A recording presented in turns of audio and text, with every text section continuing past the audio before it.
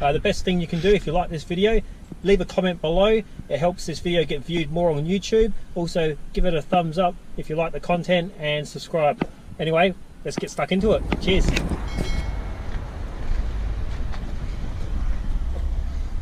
So you can see here, guys, how the headlining board is sagging in the center, also up the front here. And what makes them sag is just the foam that gets old and crumbly, and it makes the fabric detach itself from the headlining board. So to remove the headlining board, here are some basic tools you're going to need. Usually just a screwdriver, and also sometimes you need certain bits like Torx head screw bits to actually fit on the bolts. We start by reclining the two front seats, push them back and recline them all the way back. Also, we lay a blanket down in the center part where we're sitting just to protect the interior. And now we can move into taking some plastics off. And we're just checking the lights prior to working on this car just to make sure they all work. And that way, if they do play up, we kind of know that it was the headlining process that made them not work, and we can rectify the issue there. So we're just taking the sun visors down now. Same thing, there was just a few screws. They're usually quite simple here.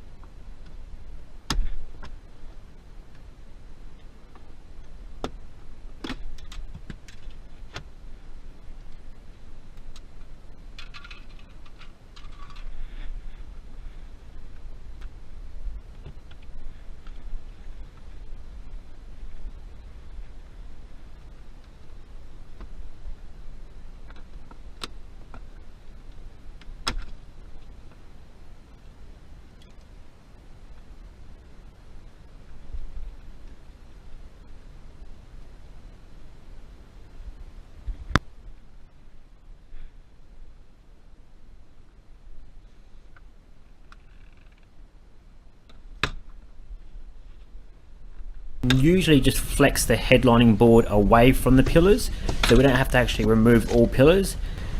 So once we've done that, we just loosen the headlining board away from the A, B and C pillars.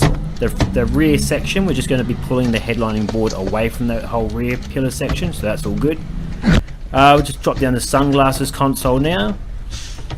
Most sunglasses consoles can be dropped down quite easily. However, on this car, we actually leave the sunglasses console inside the car, so we kind of unbolt it, slide it up through the gap of the headlining, and then refix it back in there. That way we don't have to unplug the wires at the back, because they get quite fragile, and if you break those wires, the whole system of the lighting system on these cars don't work, and it costs about you know, 90 bucks for maybe an auto electrician to come in and solder those wires back, because they actually get quite brittle. So we found on these cars, you can take out the wiring harness to the sunglasses console, but we prefer leave the sunglasses console bolted inside the car, and we just peel the wiring harness away from the headlining board. It makes for just a faster, easier process. Plus, you know you're not going to be damaging that wire to the sunglasses console. But that's really only on this car, so that's all good. We can move ahead.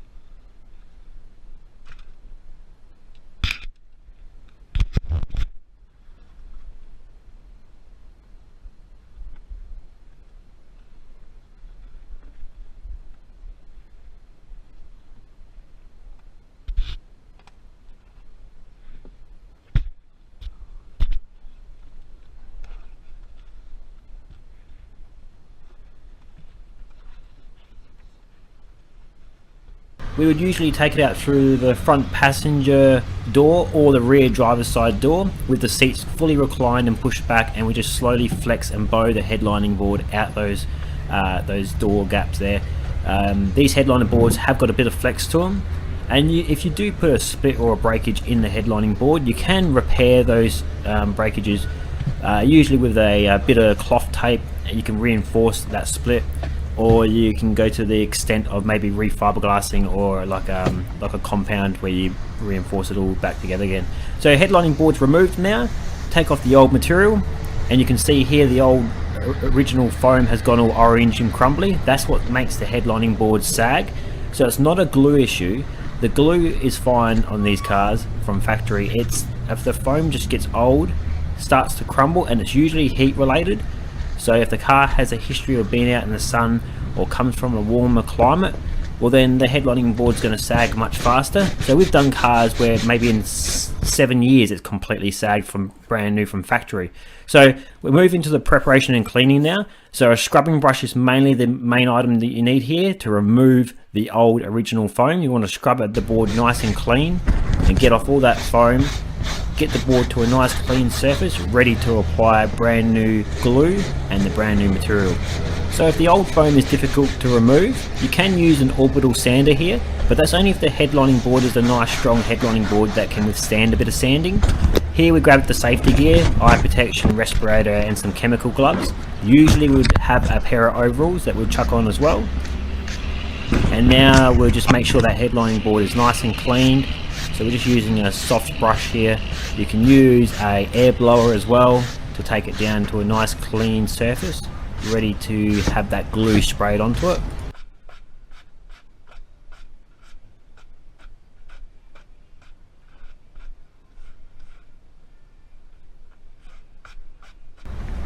So here is our roll of brand new material. It's foam backed headlining material, so the foam comes in the one shot, so you don't have to add the foam then the material. You're basically adding the foam and the material, the fabric in one shot. We are adding a bit of glue, usually spray left to right, overlapping about 50% each time. A good can of glue to buy would be maybe the 3M 76 high-tack spray adhesive, or another brand would be a Permatex carpet and headlining glue. But we'll put some links in the description below for you guys to check out there.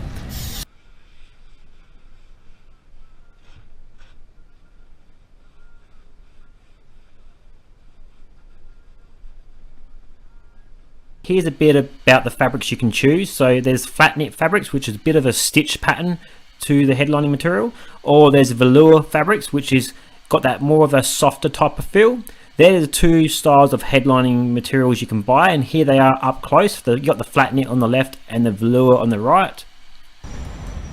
So I do realise you guys could probably go to a local craft store and buy your maybe some custom material just to mix things up, but I do recommend using headlining graded material because it's got that UV protection there. It's also designed to withstand some of the probably the harsh heat that it might be exposed to.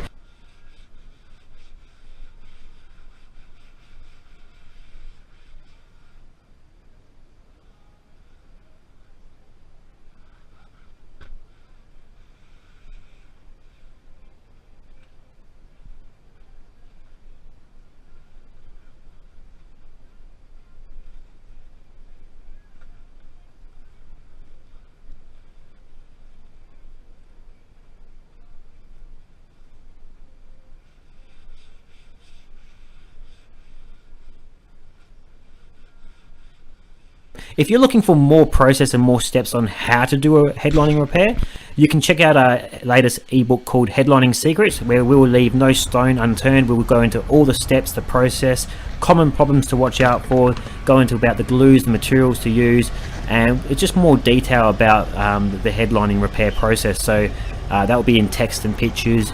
Guys can follow along. But other than that, moving ahead, we're adding the material now, so just gently feeding the material into all the individual shape of the headlining board that you might have. So with this one, you've got like you know, the grab handles where you got to focus to make sure you get that lot of that material deep into those gaps.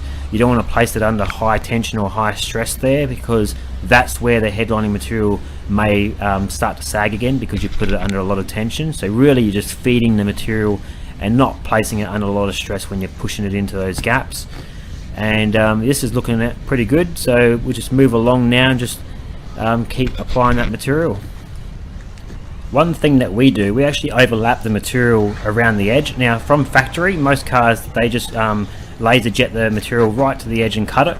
That's why their headlinings kind of like start to sag there, because that's where the sun gets and the wind and all that type of stuff. So for us, we always overlap all the material. It doesn't hurt the installation process. And yeah, I don't know why people don't do that during the recovery stage. It's there, you might as well just do it while you're there. Just overlap the material. It just provides that, maybe that better adhesion, and you know it's never going to sag from the edges again. So that's one tip there you guys can definitely apply. Don't razor cut it straight to the edge like the factory. Just while you're there, just overlap it all.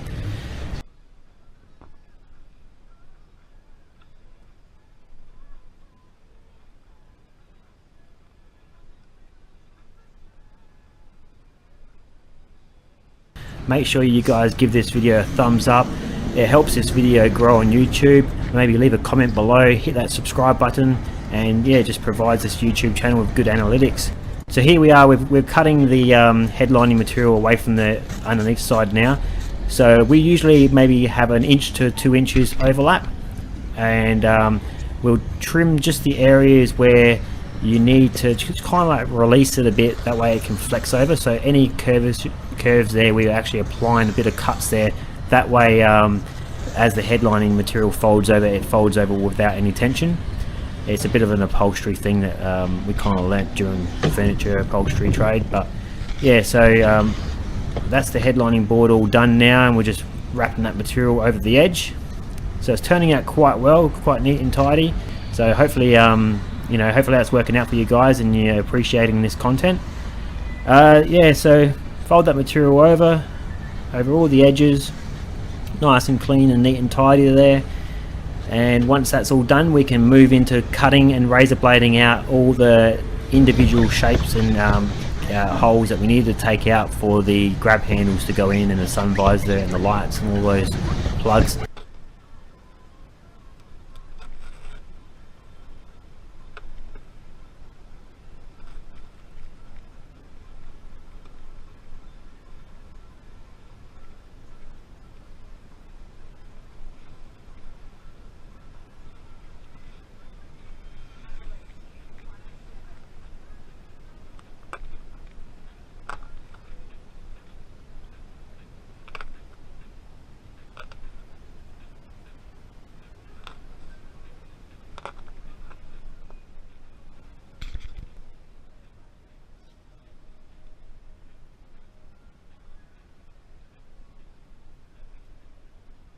We're just pushing down on the material right now here. We're just going around applying extra tension to pretty much the whole headlining board. That way we know that it's got good adhesion and we didn't miss any parts. So we're just going around just pushing the fabric down really tight, just to make sure that it's all there, it's all gripping, because you can't rely on, like, you know, going around the first time and maybe missing a few areas, because it might sag there again. A bit of cleaning products we're using here just to clean down the headlining board. It's just a general carpet foaming upholstery cleaner, because we find that brand doesn't leave any stains behind when it dries. So that's the Australian export brand, or you could buy the super cheap Auto brand foaming cleaner. And then we used a bit of Solvit citrus cleaner too. But there are other cleaning products you can use, like the Bowden's own brand, the Fabric Cadabra and the Orange Agent. They're pretty good too. So these are the two we're using in the video today. They're just like their carpet upholstery foaming cleaners.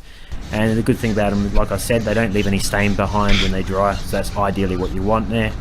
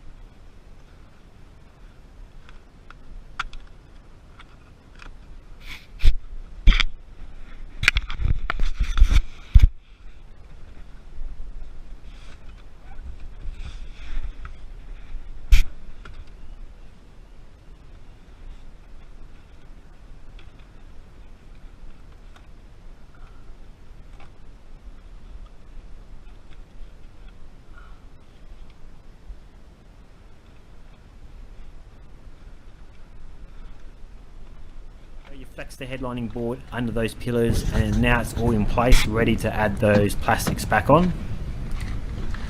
So a good thing here, guys, is just to make sure the headlining board's all lined up perfectly. We do this usually by the sun visor plug. That's a good indicator that things are lined up.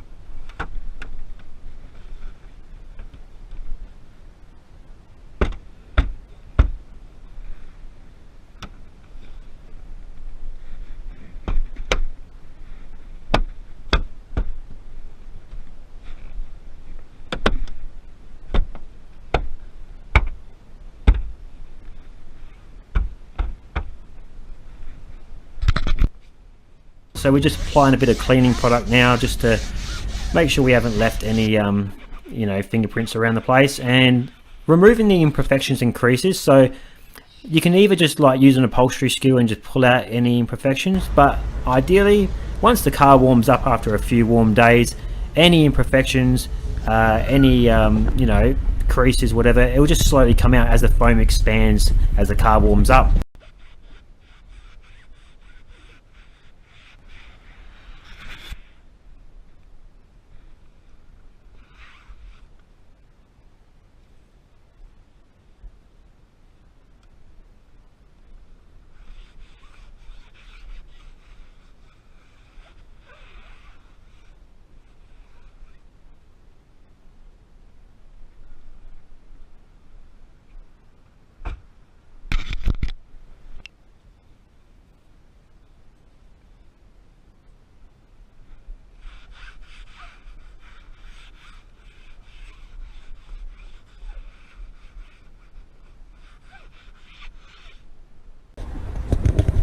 Also guys, if you're looking for more steps, we have an ebook called Headlining Secrets, where we leave no stone unturned. You'll learn all the common problems to watch out for during these headlining repairs, the fabrics to use, the glues to use, and we'll just show you all the steps that we take in more detail. So if you're looking for more detail on how to do these roof linings after watching this video, make sure you click in the description below. There will be an ebook there titled Headlining Secrets. I'll show you the pretty much the universal way to tackle most of these modern car headlining. So yeah. And before you go guys, we do ask that if you like this content, give this video a thumbs up, click that subscribe button on our YouTube channel. It really helps us out, and we look forward to seeing you in the future doing your car headliner repair.